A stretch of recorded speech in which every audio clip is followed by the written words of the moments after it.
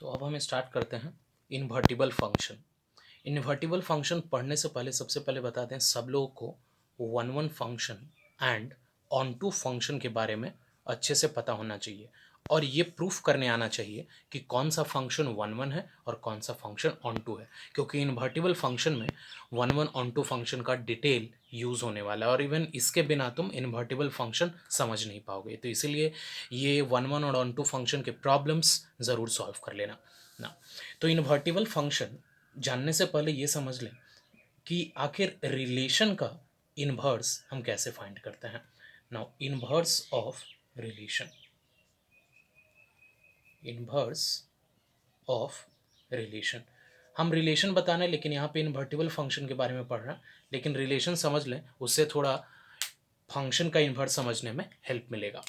तो inverse of relation क्या है, जस्ट हम एक रिलेशन लिखते हैं ऑर्डर्ड पेयर में, R is equal to is set having ordered pair 1, 2, 2, 3, 3, 4 and 4, 5.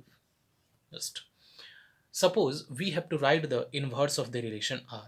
Then R inverse is just write the ordered pair just by taking B as A and A as B. It means 1, 2 का corresponding inverse में अगर लिखेंगे तो 2, 1.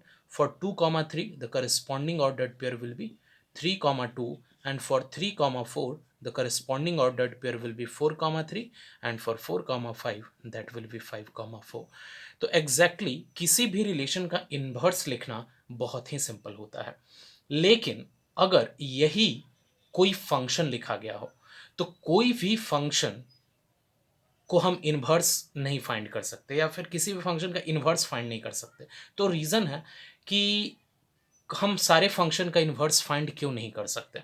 तो उसके लिए simple में एक हम फंक्शन लिख देते हैं, ठीक है। तो फंक्शन के लिए तुमको पता ऑर्डर्ड पेयर में दो ऑर्डर्ड पेयर ऐसे नहीं होने चाहिए जिसका कि फर्स्ट एलिमेंट एग्जैक्टली सेम हो, ये फंक्शन के लिए होता है। तो अगर कोई भी फंक्शन अगर हम लिखते हैं तो उसका इन्वर्स हम क्यों डायरेक्टली रिवर्स की तरह नहीं लिख सकते। तो उसके लिए बता दें, हम एक फंक्शन लिख लें एग्जैक्टली 1, 2 फिर 2, 2 3, 4 एक्सेट्रा। एग्जैक्टली ये बताएं यहाँ पे ये फंक्शन हो सकता है क्यों, क्योंकि इसमें अगर हम फर्स्ट सेट में एलिमेंट की बात करें तो एक है 1, 2 और 3, 1, 2 और 3। सेकंड में हम 2, 4 और एक और लिख लेते हैं 5। इस केस में 1, 2 से रिलेटेड है, 1, 2 से रिलेटेड है, 2, 2 से रिलेटेड है, 2, 2 से रिलेटेड। ये बता दें कन्वर्जेंस अलाउड होता है फंक्शन में, डाइवर्जेंस अलाउड नहीं होता। तो ये है। फिर उसी तरह 3, 4 से रिलेटेड है तो 3, 4 से रिलेटेड है। तो ये एग्जैक्टली इफ एक फंक्शन हम डिफाइन कर सकते हैं ए टू बी, और इसी को ये ऑर्डर्ड पेयर के फॉर्मेट में लिखा गया है, रोस्टर फॉर्मेट में लिखा गया है। अब अगर हम इसका इनवर्स जस्ट रिलेशन की तरह लिखें, ये हम ऐसे ही रैंडम लिख रहे हैं, ये नहीं बता रहे कि ये सही ही है, हम जस्ट रिलेशन की तरह इसका फंक्शन का इन्वर्स क्यों नहीं फाइंड कर सकते, उसके लिए जस्ट लिख लें। अगर हम एफ इन्वर्स डायरेक्टली 2, 1 जस्ट इसका 2, 2 और जस्ट इसका 4, 3 लिख दें, तो क्या रियली में ये फंक्शन का इन्वर्स ये ट्रू है। क्योंकि इस केस में देखिए यहाँ पे ऐसे दो ऑर्डर्ड पेयर मिल गए जिसका कि फर्स्ट एलिमेंट सेम है, तो ये तो कभी एफ इन्वर्स फंक्शन का इन्वर्स नहीं हो सकता, क्योंकि ये भी एग्जैक्टली एक फंक्शन ही होना चाहिए। तो अगर फंक्शन का इन्वर्स भी फंक्शन होना चाहिए और यहाँ पे ऐसे दो ऑर्डर्ड पेयर मिल गए जिसका फर्स्ट एलिमेंट सेम है, इट मीन्स ये एफ का इन्वर्स कभी नहीं हो सकता। और दूसरे लैंग्वेज में बोल सकते हैं this is not invertible, it means इस फंक्शन का हम इन्वर्स फाइंड नहीं कर सकते। तो ये जनरल बेसिक आइडिया कि हम सारे फंक्शन का इन्वर्स नहीं फाइंड कर सकते, हम सारे रिलेशन का इन्वर्स फाइंड कर सकते हैं लेकिन सारे फंक्शन का इन्वर्स फाइंड नहीं कर सकते। तो अब ये प्रॉपर डेफिनेशन के साथ देखेंगे कि कौन सा फंक्शन इन्वर्टिबल होता है और कौन सा फंक्शन इन्वर्टिबल नहीं होता है, और वो तब जब फंक्शन x और y के बीच में रिलेशन के फॉर्म में दिया रहे, रोस्टर फॉर्म में दिया रहे तब हम आसानी से चेक कर सकते हैं। लेकिन अगर function relation between x and y के फॉर्मेट में हो तब ये कैसे चेक करेंगे कि वो फंक्शन इन्वर्टिबल है, वो देखते हैं। तो इन्वर्टिबल फंक्शन का डिफिनीशन समझते हैं। A function if defined from a to b is invertible is invertible, it means we can find the inverse of the function if there exists another function, g which is defined from b to a such that gof is identity function over a and fog is identity function over b. अब इसको थोड़ा सा explain करें, समझना। अगर f कोई function है a to b, arrow diagram से समझते हैं। f is a function which is defined from a to b। अब ये फंक्शन इन्वर्टिबल तभी होगा जब कोई अनदर फंक्शन g एग्जिस्ट करता हो b to a, it means g b to a exist करना चाहिए, और g इस तरह का फंक्शन हो कि gof of x is equal to xo for all x belongs to a and fog of y is equal to y for all y belongs to b। Exactly. तो इसको और एलिबोरेट करते हैं। Suppose there is an element x in a and y is the image of x under the function f. Now if this function is invertible, then there exists another function g from b to a.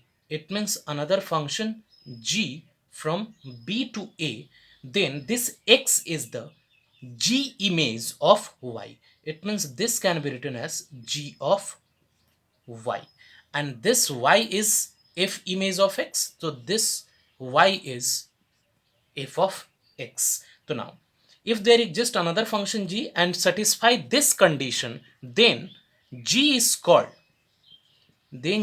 is inverse of a, sorry, g is inverse of f, that is f inverse is equal to g.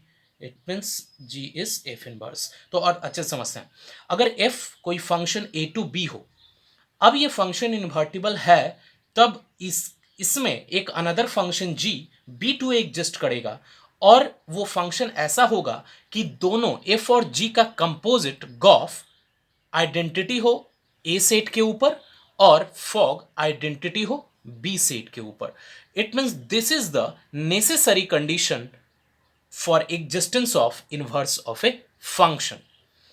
अब exactly इसी के help से हम इसको proof करने की कोशिश करते हैं। तो जो हम यहाँ g ऑफ y लिखे हैं, अगर g f इनवर्स के इक्वल है तो इसको हम f इनवर्स ऑफ y भी लिख सकते हैं। तो अब हम first of all gof of x को x प्रूफ करने की कोशिश करें। तो gof of x is equal to g of f of x। तो ये देखते हैं कि अनदर फंक्शन हम g b to a लिए तो इस कंडीशन को सेटिस्फाई कर रहा है या नहीं कर रहा। तो g f of x, तो g of f of x is equal to what? y, and g of y is equal to where? x. तो it means gof of x is equal to x for all x belongs to a. It means is satisfy the first condition, gof is identity over the set a. Now for second case, fog of y that is equal to f of g of y. Now put the value of g of y here. Now g of y is equal to x, and now f of x is equal to y. That means for all y belongs to b. इसका मतलब अगर f कोई function a to b defined है तो वो function invertible तभी होगा या उसका इन्वर्स तभी एग्जिस्ट करेगा जब another function b to a define किया गया हो और उसके साथ साथ वो इन दोनों कंडीशन को सेटिस्फाई करता हो। Fog is identity over b and Gauff is identity over a। तो ये हुआ एरो डायग्राम के बेसिस पे इन दोनों कंडीशन को एक्सप्लेन करना। अब इसके बाद वाले अभी हम केस में देखेंगे एग्जैक्टली कि कोई भी फंक्शन को अगर इन्वर्टिबल प्रूफ करना हो तो ये सब हम जनरली लॉजिक नहीं अप्लाई करेंगे, क्योंकि ये जो गिवन होगा फंक्शन में वो relation between x and y के फॉर्मेट में होगा। तो इस तरह से हम प्रूफ नहीं कर पाएंगे कि वो इन्वर्टिबल है कि नहीं, क्योंकि मेरे पास फंक्शन g भी नहीं होगा। क्योंकि क्वेश्चन जो होता है वो इस फॉर्म में होता है कि f is a function defined from a to b so that it is invertible and find the inverse of the function. मतलब g गिवन नहीं होता। g गिवन है तब तो बहुत आसान है कि गॉफ और फॉग फाइंड कर लो। अगर गॉफ आइडेंटिटी ओवर a आ गया और अगर फॉग आइडेंटिटी ओवर b आ गया तब वो g f का इनवर्स है। लेकिन क्वेश्चन डिफरेंट फॉर्मेट में होता है। तब तब हम क्या करेंगे एग्जैक्टली फंक्शन को इन्वर्टिबल प्रूफ करने के लिए, वो देखते हैं। अब जो मेन इंपॉर्टेंट सेक्शन हमको ध्यान देना है, if function is represented as a relation between x and Y then how we can check that, main question है how we can check that the function is invertible और not. अगर X और Y के बीच में relation दिया रहा है तो ये प्रूफ करने के लिए जस्ट हम एक स्टेटमेंट लिख रहे हैं, just a statement that is also a theorem. Now, a function is invertible, a function is invertible if and only if and only if it is 1 1 and onto both, that means bisective। ये theorem ये है कि अगर कोई भी function 1 1 and on to दोनों है, it means bijective है, तब वो फंक्शन इन्वर्टिबल होगा। लेकिन ऐसा क्यों, हम इसको अभी एक्सप्लेन करने वाले हैं।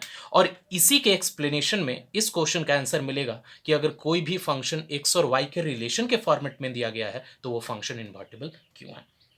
सपोज हम एफ एक फंक्शन लेते हैं,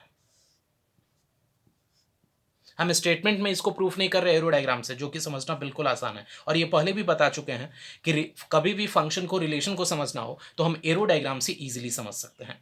तो suppose f is a function defined from a to b. सबसे पहले बताया गया कि फंक्शन इन्वर्टिबल तभी होगा अगर वो 1 1 और ऑन टू दोनों होगा। तो हम ये एज्यूम करते हैं कि अगर 1 1 नहीं होता है तब देखते हैं कि वो फंक्शन का इन्वर्स हम लिख पाते हैं कि नहीं। तो 1 1 नहीं होगा, हम रिवर्स में ले रहे हैं अगेन। तो अगर हम उस फंक्शन को अभी 1 1 ना लेकर के मेनी वन ले लेते हैं, सपोज ये function f a to b defined है। अब क्वेश्चन है ये इन्वर्टिबल है या नहीं, ये इन्वर्टिबल है या नहीं है। तो अब इसके लिए हम क्या चेक करना होगा, बताया गया कि 1 1 होना जरूरी है। तो ये 1 1 नहीं है, मेनी वन है। तो क्या हम इसका इन्वर्स लिख सकते हैं। तो अगर हम इन्वर्स लिखने का सोचे तो यहां देखना, this is A B C D.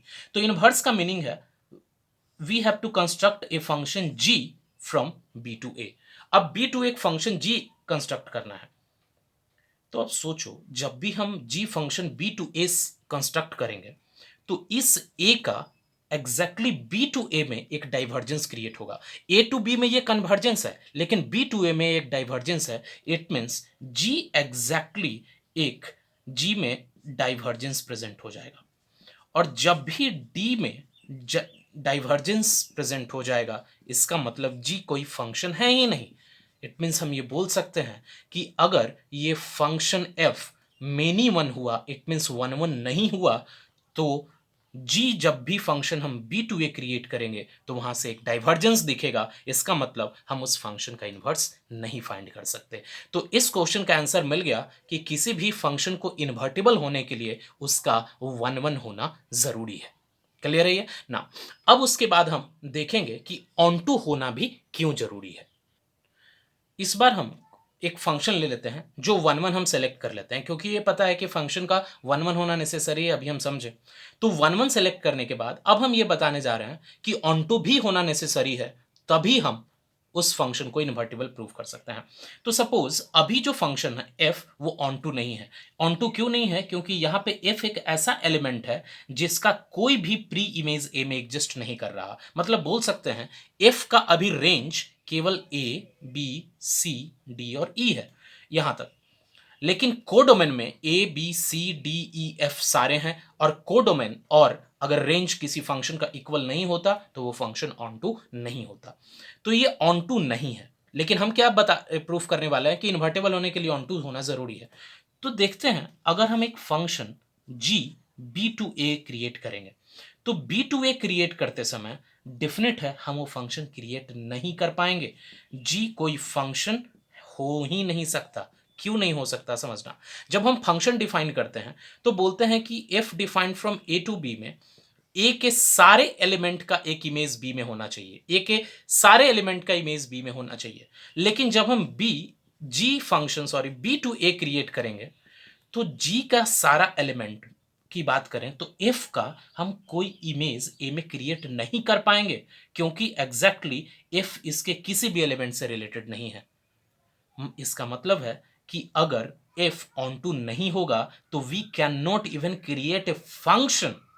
Again समझना, we can not even create a function from B to A. इसका मतलब कि ऑन टू होना नेसेसरी होगा, तभी हम इस फंक्शन के लिए एक अनदर इनवर्स जी क्रिएट कर सकते हैं। तो अब हम इस एफ को यहां से हटा दे रहे हैं, तो हटाने के बाद ये 1 1 है और ये ऑन टू भी है। तो क्या हम अब इसका इनवर्स फाइंड कर सकते हैं? तो इनवर्स फाइंड करने के लिए सिंपल, अब अगर हम लिखते हैं F is a function defined from A to B in which A is image of 1, B is image of 3, C is image of 4, D is image of 5 and E is image of 2। तो अगर हम F inverse function create करना चाहें तो F inverse function क्या होगा? तो F inverse is a function defined from B to A such that F inverse of A, it means F inverse of A is equal to 1, F inverse of B is equal to 3, F inverse of C is equal to 4, F inverse of D is equal to 5 and F inverse of E is equal to 2। तो इस तरह से हमको function का inverse मिल गया। तो अगर कोई भी फंक्शन 1 1 एंड ऑन टू दोनों होगा तो definitely we can find the inverse of the function और द फंक्शन इज इन्वर्टिबल। तो कभी भी अगर कभी कोई फंक्शन एक्स और वाई के रिलेशन के फॉर्म में दिया रहे, relation between x and y के फॉर्म में दिया रहे, तो उसको इन्वर्टिबल प्रूफ करने के लिए हम क्या करेंगे? 1 1 एंड ऑन टू प्रूफ करेंगे, जो कि ऑलरेडी हम प्रीवियस केस में देख चुके हैं कि 1 1 ऑन टू किसी फंक्शन के लिए हम कैसे प्रूफ करते हैं जब एक्स और वाई का रिलेशन दिया रहे। इट मीन्स टू प्रूफ, मैं स्टेटमेंट लिख दे रहा है finally, to proof an invertible function, to prove an invertible function, it is sufficient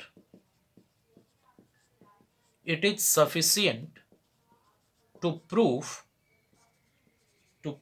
a function is bijective। अगर कोई फंक्शन बाइजेक्टिव प्रूफ कर दें तो ये हम फंक्शन एफ को इन्वर्टिबल प्रूफ कर पाएंगे। तो अब नेक्स्ट लेक्चर में हम लोग देखेंगे कुछ एग्जांपल्स इन्वर्टिबल फंक्शन से रिलेटेड कि किसी फंक्शन को इन्वर्टिबल कैसे प्रूफ करते हैं और अगर वो इन्वर्टिबल है तो उसका इन्वर्स कैसे फाइंड करते हैं।